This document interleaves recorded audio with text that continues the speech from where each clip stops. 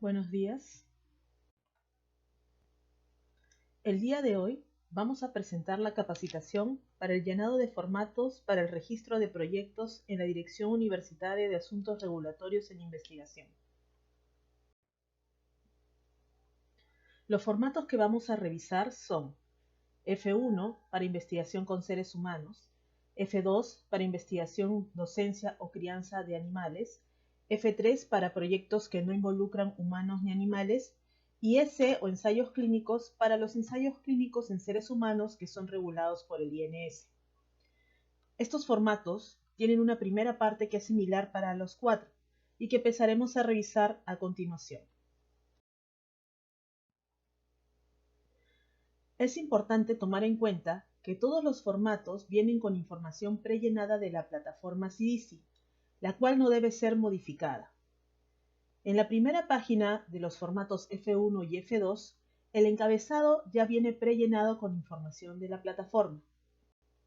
Además, el checklist de elementos que deben presentar también viene prellenado, pues varios de estos documentos están incluidos en el formato, y los demás deben ser enviados como archivos para la revisión del expediente por Orbei. En el cuadro inferior deben mencionar a aquellas personas que por algún conflicto de interés no puedan ser revisores del proyecto. Deben incluir además a los miembros del comité de ética a donde presentarán el estudio y que tengan algún vínculo o conflicto de interés con el mismo, por ejemplo, si son asesores del estudio. Para el formato F3, en la primera página del formato, se podrá visualizar el encabezado, que viene con la información prellenada del CIDISI, así como también los datos del investigador principal, con la fecha y hora de confirmación, la misma que es considerada como firma. El título viene prellenado de la plataforma CIDISI. En la primera página del formato S, también encontramos información prellenada de la plataforma CIDISI, y el checklist de elementos también viene marcado porque es obligatorio el envío de todos estos documentos para que el proyecto pueda ser derivado a revisión del comité. En el cuadro inferior también pueden colocar a aquellas personas que no puedan ser revisoras del estudio por algún conflicto de interés con el mismo. Para la segunda página de los formatos F1, F2 y ensayos clínicos, también existe información prellenada de la plataforma, incluyendo el título. En caso hayan investigadores de otras instituciones que participen en el estudio, deberán consignarlos en esta sección.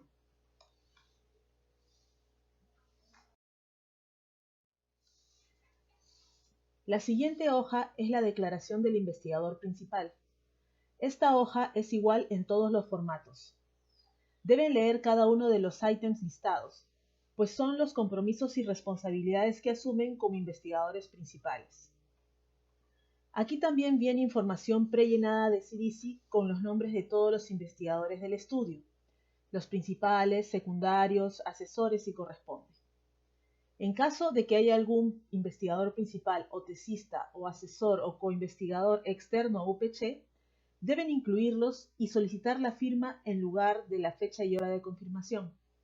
Pueden añadir tantas filas como sea necesario. La siguiente hoja, que también es común a todos los formatos, es la declaración del área o unidad operativa, que es el lugar donde se desarrollará el estudio. Deben haber tantas hojas firmadas como lugares donde se trabajará. En caso se trabaje con información de acceso libre, la firma de esta hoja debe ser del departamento académico o de la unidad de investigación de la unidad de gestión. En caso se trabaje con bases de datos de algún estudio previo, esta hoja debe ser firmada por el investigador principal de dicho estudio. En caso la unidad operativa exija la aprobación del comité de ética para que ellos puedan dar su autorización, deben completar las dos primeras casillas del recuadro con el nombre del jefe del área operativa y el nombre del área operativa. Y debajo del cuadro deben indicar el requerimiento y comprometerse a regularizar el documento una vez que tengan la aprobación ética. Finalmente, se pueden aceptar otros formatos proporcionados directamente de las instituciones en caso éstas prefieran enviar sus propios documentos en papel membretado o alguna hoja especial de la institución, pero debe contener mínimo la misma información que se muestra en esta declaración. Para todos los formatos, la hoja de declaración de unidad de gestión viene prellenada de la plataforma CIDICI y no debe ser manipulada de ninguna forma. La hoja de declaración de conflictos de interés financiero debe ser completada con la información de los investigadores del estudio y marcar si aplica o no para cada uno de ellos. Un ejemplo de conflicto de interés financiero puede ser cuando alguna institución que desarrolla algún producto quiere pagar a un investigador que no es de esa institución para probar su producto y además financiar toda la investigación. Esto podría generar alguna suspicacia sobre los resultados del estudio y debe ser declarado por el investigador cada vez que hable sobre el estudio.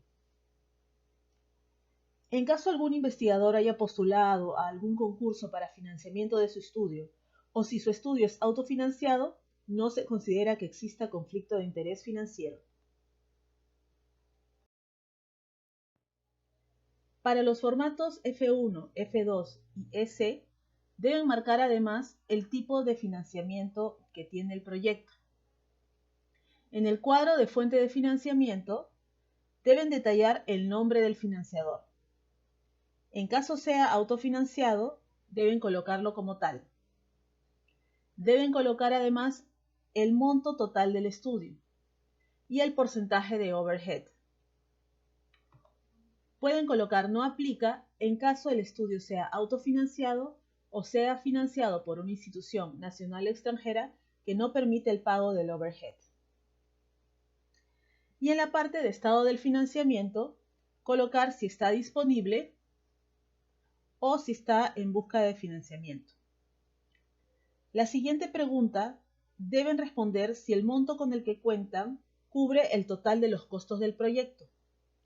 En caso la respuesta sea negativa, no podrán iniciar la ejecución del estudio hasta que garanticen la totalidad de los fondos. Y además deberán completar el cuadrito de abajo especificando cómo van a conseguir el resto del financiamiento y cuándo lo harán. En la pregunta 4, deben indicar si el estudio que están presentando proviene de algún estudio madre. Si fuera el caso y el estudio es de UPC, deben colocar el CIDICI o el centro de costo si lo conocen. En la pregunta 5. En caso el proyecto madre no sea UPC, deben indicarlo en esta sección. Finalmente, deben adjuntar un presupuesto detallado del estudio.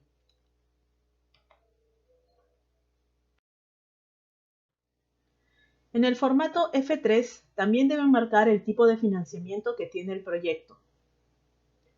En el cuadro de fuente de financiamiento, deben detallar el nombre del financiador. En caso sea autofinanciado, deben colocarlo como tal. Deben colocar el monto total del estudio. Para el tema del monto de overhead, deben colocar además no aplica en caso el estudio sea autofinanciado o financiado por alguna institución nacional o extranjera que no permite el pago de overhead. Y en la parte del estado de financiamiento deben marcar si está disponible o si está en proceso de aplicación. Para la pregunta sobre si los fondos disponibles actuales cubren la totalidad de los costos presupuestados, si marcan que no, deben saber que no podrán iniciar la ejecución del estudio hasta que aseguren la cobertura total del presupuesto. Además, deberán completar el cuadro con la información sobre a dónde postularán o cómo obtendrán el dinero que falta, si paga o no paga overhead y la fecha de presentación. En la pregunta 4, igual que en las diapositivas anteriores, deben indicar si el estudio que están presentando proviene de algún estudio madre. Si fuera el caso y el estudio es UPC, en la pregunta 5 deben colocar el CIDICI o el centro de costos si lo conocen. Si el estudio madre fuera no UPC, en la misma pregunta 5 deben colocar la indicación de que es no UPC. Finalmente, deben adjuntar un presupuesto del estudio. Ahora hablaremos de la siguiente sección de los formatos, que es de aplicación básica y que es específica para cada uno de ellos, a excepción de los formatos F1 y S, que son bastante similares. Los formatos F1 y S son utilizados para investigación en seres humanos y son derivados para revisión del Comité Institucional de Ética en Investigación para Seres Humanos. En esta primera hoja de la aplicación básica, se debe leer cada ítem y marcar de acuerdo al tipo de proyecto que van a revisar. En el formato ensayos clínicos incluye más ítems que señalan otros requerimientos específicos para ensayos clínicos regulados por el INS y que deben ser presentados de manera obligatoria para que puedan ser revisados por el Comité Institucional de Ética en Investigación.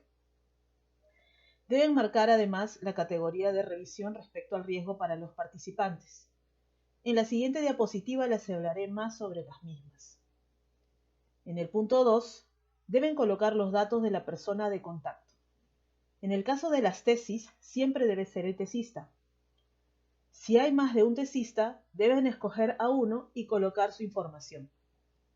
Por favor, deben tener mucho cuidado de colocar correctamente los datos del teléfono y correo, pues es el medio por el cual el Comité de Ética se comunicará con ustedes. Las categorías de revisión del comité son 3 y se relacionan al riesgo para los participantes del estudio.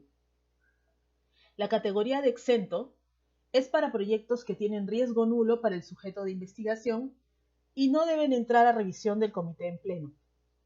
Son revisadas por el secretario técnico o por el presidente del comité directamente. Un ejemplo puede ser la revisión secundaria de datos.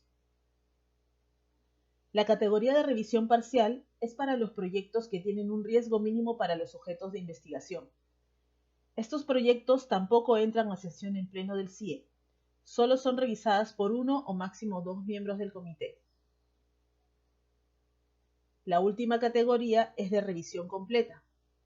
Es para proyectos que tienen riesgo mayor del mínimo y deben ser revisadas en una sesión en pleno del comité.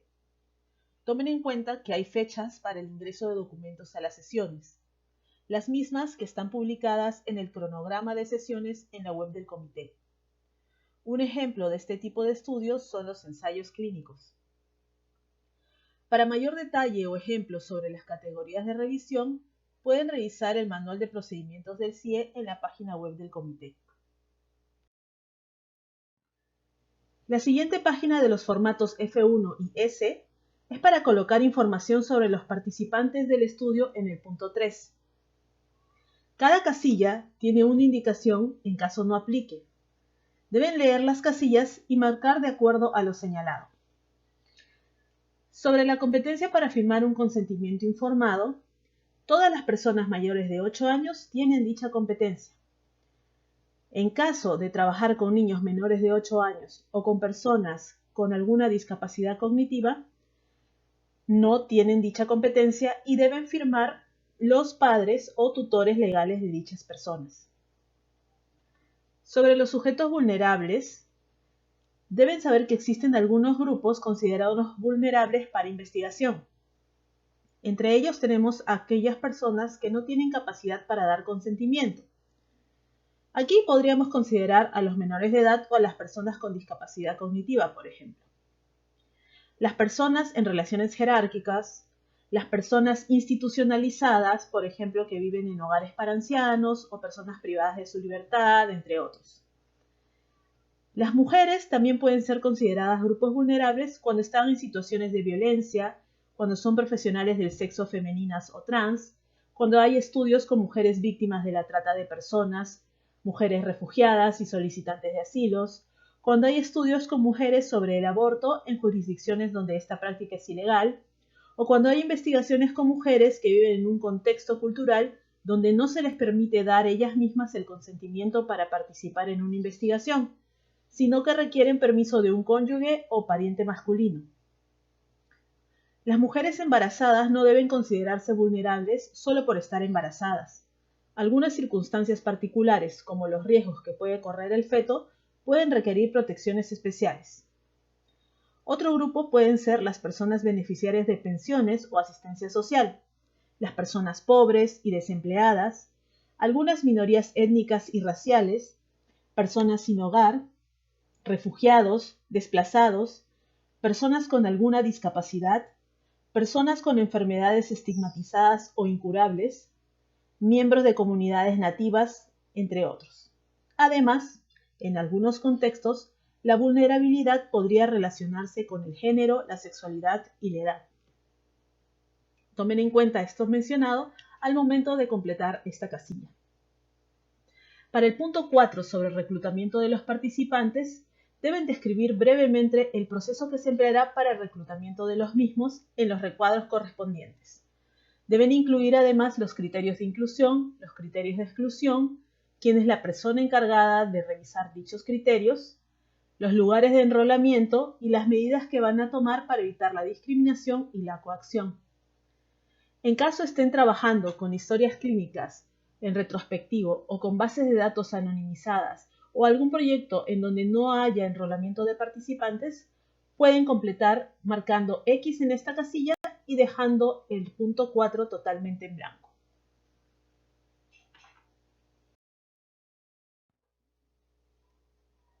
Sobre las consecuencias de la participación en el estudio, deben buscar siempre considerar algún beneficio para los participantes, como por ejemplo el brindar información a través de algún taller o un folleto. En caso que no aplique, pueden marcar la casilla correspondiente. En el caso del punto 6 para la compensación económica a los participantes, solo se marca sí en los casos de ensayos clínicos o de cohortes. Para el resto de estudios se marca no aplica. El informe de avance de los participantes también se debe marcar sí solo en caso de ensayos clínicos. Sobre información al público, deben marcar sí en caso de que el proyecto sea una tesis, pues son publicadas en el repositorio de la universidad. En el punto 10, sobre la confidencialidad, deben buscar en la medida de lo posible trabajar de manera anónima. Si por el tipo de estudio esto no es posible, deben asegurar la confidencialidad de la información trabajando con un banco de identidades, que es un archivo donde deben tener el identificador, ya sea el nombre, DNI y número de historia clínica, por ejemplo, y al costado el código generado exclusivamente para el estudio, el cual no debe tener estos identificadores y tampoco las iniciales del sujeto. Así, en otro archivo tendrán ese código generado y la información que recolecten producto de la investigación. Deben marcar las casillas de acuerdo a lo que corresponde en cada pregunta y dar las explicaciones solicitadas. También deben mencionar cómo serán almacenados y protegidos los documentos y resultados, indicando si la información va a ser almacenada en físico o en electrónico. Si es en físico, deben indicar dónde están almacenados los documentos, tal vez en algún archivador o gaveta, si tiene llave y quién tiene acceso a esa llave. Y si están en electrónico, deben indicar si está en alguna computadora personal, quién tiene acceso a dicha computadora, si los documentos están protegidos por contraseña, quién tiene acceso a otra contraseña, entre otros. Sobre el consentimiento informado, deben saber que existen varios modelos de consentimiento informado que varían de acuerdo al tipo de estudio. Por ejemplo, tenemos el consentimiento informado escrito, tenemos también el consentimiento informado verbal, que es para casos donde la persona no puede firmar por la situación de vulnerabilidad que vive. También tenemos la hoja informativa, en donde no es necesario tener la firma del participante, pues la investigación no es de un riesgo mayor y además no se requieren identificadores, pues está trabajando de forma totalmente anónima. También tenemos el consentimiento informado para padres, que se utiliza cuando se trabaja con menores de edad. Y tenemos los asentimientos informados, que son para menores de edad y que están separados de acuerdo al rango de edad. Tenemos así el de 8 a 11 años y el de 12 a 17 años. En caso de trabajar con menores de 8 años, solo se requiere el consentimiento informado del padre. Pero si trabajan con menores desde 8 años hasta 17, deben de utilizar, además del asentimiento, el consentimiento del padre. En caso no requieran utilizar consentimiento informado, por ejemplo, Para estudios con bases de datos o historias clínicas en retrospectivo, deben explicar claramente por qué no lo van a usar. En el punto 12, deben indicar si realizarán algún tipo de registro como se indica en la pregunta. Tomen en cuenta que esto debe estar escrito en el protocolo y debe estar justificado. Además, deben solicitar permiso de manera expresa en el consentimiento informado. Consideren que no deberían tomar estos registros solamente para comprobar que hicieron el trabajo. Respecto al tema de propiedad intelectual, deben marcar sí en caso consideren que su estudio pueda ser protegido bajo alguna modalidad de propiedad intelectual, básicamente de tipo patente. Pueden marcar no sé en caso no estén seguros si corresponde. La ORBI evaluará los proyectos y los derivará a la Oficina de Propiedad Intelectual de la Dirección Universitaria de Innovación y Emprendimiento en caso considere que haya algo que proteger. La OPI se comunicará con el investigador para coordinar en caso fuere necesario. Este proceso no detiene ni retrasa la evaluación con el Comité de Ética. En el punto 14, en caso utilicen consentimiento informado, deben revisar el manual de procedimientos del comité para asegurar que sus consentimientos cumplan con los elementos mínimos que debe contener un consentimiento informado. Si no van a utilizar consentimiento, pueden marcar la casilla no aplica. Finalmente, aparecen los datos de los investigadores principales y la fecha y hora de confirmación como firma. Ahora hablaremos de la sección de aplicación básica para el formato F2, que es para los proyectos o protocolos que utilizan animales y que son derivados para revisión del Comité Institucional de Ética para el Uso de Animales. En el CIEA también tenemos categorías de revisión respecto al riesgo para los animales sujetos de estudio. Son las mismas que para el Comité de Humanos. Así, tenemos la categoría de exonerado o exento, que se aplica cuando no hay riesgo para los animales utilizados. Estos proyectos no deben entrar a sesión en pleno y son revisadas por el administrador del CIEA o por el presidente directamente. Por ejemplo, proyectos donde se usan muestras patológicas, revisión de historias clínicas, observación y filmación de comportamiento, etc. La siguiente categoría es la revisión parcial, que es cuando hay un riesgo mínimo para los animales utilizados. Este tipo de revisión tampoco requiere del comité en pleno. Es derivado a un miembro del CIEA. Así tenemos algunos ejemplos, como la colección de muestras por técnicas rutinarias, procedimientos quirúrgicos rutinarios, uso de drogas e instrumentos de uso rutinarios, etc. La última categoría de revisión es la revisión completa, que es para los proyectos o protocolos que involucran riesgo mayor para los animales utilizados. Todos los proyectos o protocolos que tengan dicha categoría deben entrar a revisión a una sesión en pleno del CIEA. Tomen en cuenta que hay fechas para el ingreso de documentos a las sesiones, las mismas que están publicadas en el cronograma de sesiones en la web del CIEA. Ejemplos de este tipo de proyectos son los que se utilizan para procedimientos nuevos o animales en vías de extinción, entre otros. La primera hoja de la aplicación básica contiene la categoría de revisión que deberán marcar de acuerdo a las explicaciones brindadas en la diapositiva anterior. Luego, deben completar la información de la persona de contacto. En el caso de las tesis, siempre debe ser el tesista. Si hay más de un tesista, deben escoger a uno y colocar su información. Por favor, deben tener mucho cuidado de colocar correctamente los datos de teléfono y correo, pues es el medio por el cual el Comité de Ética se comunicará con ustedes.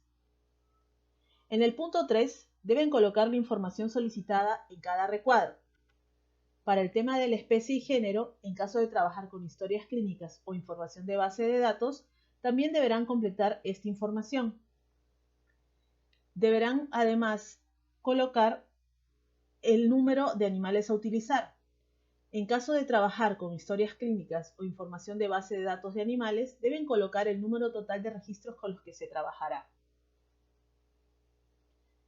Deben justificar el tamaño de muestra con algún cálculo o con alguna referencia de estudios previos similares.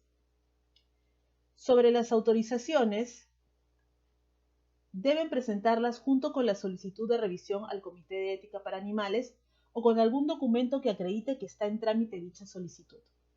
De ninguna forma se aceptarán expedientes que requieran dichas autorizaciones y que no las presenten.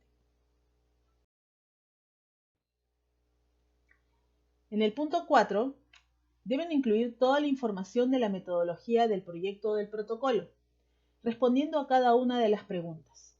En caso que alguna pregunta no aplique a su tipo de estudio o protocolo, pueden responder colocando no aplica. Tomen en cuenta que la información que colocan en esta sección debe ser igual a la proporcionada en el proyecto o protocolo. En el punto 5, deben describir brevemente la forma de alojamiento y alimentación de los animales que utilizarán. En caso de trabajar con historias clínicas o información de base de datos, deben colocar no aplica en cada sección. En el punto 6, sobre el informe al público, deben marcar que sí en caso sea una tesis, pues las tesis son publicadas en el repositorio de la universidad. En el punto 7, en caso de trabajar con mascotas, por ejemplo, podrían mencionar que van a utilizar un consentimiento informado para dueños. En el punto 8, sobre confidencialidad, deben mencionar las medidas de protección con la información del proyecto, ya sea que las almacenen en físico, en un archivador con llave, quien tiene acceso a esa llave, o en electrónico, en la computadora personal de algún miembro del equipo de investigación, quién tiene acceso a esa computadora, si los archivos están con contraseña, quién tiene acceso a esa contraseña. Esa es la información que deben colocar en esta sección. En el punto 9, deben mencionar las medidas y la importancia de realizar el estudio con animales. Tomen en cuenta que deben respetar el orden para la utilización de animales, yendo desde una etapa in vitro con líneas celulares, por ejemplo, para luego pasar a un modelo in vivo, que sería el animal, siempre tomando en cuenta los principios de la ética animal de las 3 Rs: reemplazo, reducir y refinar. Finalmente, sobre el tema de propiedad intelectual, deben marcar sí en caso consideren que su estudio pueda ser protegido bajo alguna modalidad de propiedad intelectual, básicamente de tipo patente. Si no están seguros, pueden marcar la opción no sé. La ORBI se encarga de evaluar los proyectos y derivarlos a la Oficina de Propiedad Intelectual de la Dirección Universitaria de Innovación y Emprendimiento, en caso considere que sí pueden ser protegidos. La OPI se comunicará con el investigador y coordinará en caso haya algún tema que discutir al respecto. Este proceso no detiene ni retrasa de ninguna manera el proceso de revisión ante el Comité de Ética para el Uso de Animales. Finalmente, hablaremos de la sección de aplicación básica para el formato F3, que es para los proyectos que no involucran humanos ni animales y que son derivados para revisión de la Dirección Universitaria de Asuntos Regulatorios en Investigación, o DUARI. En el punto 1, deben completar la información de la persona de contacto. En el caso de las tesis, siempre debe ser el tesista. Si hay más de un tesista, deben escoger a uno y colocar su información. Por favor, deben tener mucho cuidado de colocar correctamente los datos del teléfono y correo, pues es el medio por el cual la ORBI se comunicará con ustedes en caso de algún punto que aclarar. En el punto 2, deben colocar la fecha de inicio y final probable del estudio y colocar la duración del mismo en meses. En el punto 3, deben marcar no aplica los proyectos que no son investigaciones o que son de desarrollo institucional, como por ejemplo los training grants, los proyectos para financiamiento de programas de maestría y posgrado, los proyectos para financiamiento de actividades de divulgación científica, entre otros. Para todos los demás casos de proyectos que sí son investigaciones, deben completar la información solicitada en este punto. En el punto 4, deben marcar que sí en caso de tesis, pues estas son publicadas en el repositorio de la universidad. En el punto 5, pueden hacer mención que el estudio no involucra ningún procedimiento directo ni indirecto con humanos o animales. En el punto 6, pueden indicar si realizarán alguno de estos registros y, de ser el caso, deben explicar el objetivo de realizarlos. Esta información también deberá verse reflejada en el proyecto. Sobre el punto 7 de propiedad intelectual, deben marcar sí en caso consideren que su estudio pueda ser protegido bajo alguna modalidad de propiedad intelectual, básicamente de tipo patente. Si no están seguros, pueden marcar la opción no sé.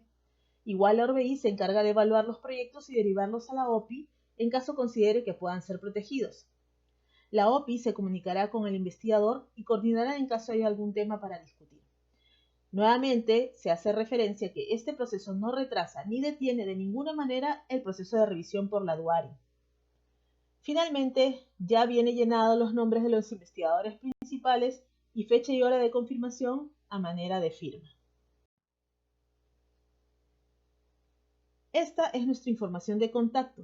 Pueden comunicarse con nosotros al teléfono 319-0000, anexo 20 13 55 y preguntar por la señorita Cintia Reynoso, que es la secretaria, el doctor Diego Suárez, la bachiller Wendy Kichka, la licenciada Lorena Camacho o la licenciada Zully Soto para temas referidos a Comité de Humanos o de Animales y con la doctora Silvana Díaz para temas referidos a la oficina en general. También pueden comunicarse a través de los correos. Para proyectos nuevos deben enviar sus comunicaciones al correo de la ORBI, duari.orbi@oficinas-upch.pe. También este correo funciona para los proyectos que están en revisión y que son F3. Para los proyectos que están en revisión y que son del Comité de Humanos, deben escribir directamente al correo de orbi.ciei@oficinas-upch.pe. Y si son de animales, directamente al correo del Comité de Animales, que es orbi.ciea@oficinas-upch.pe. Muchas gracias.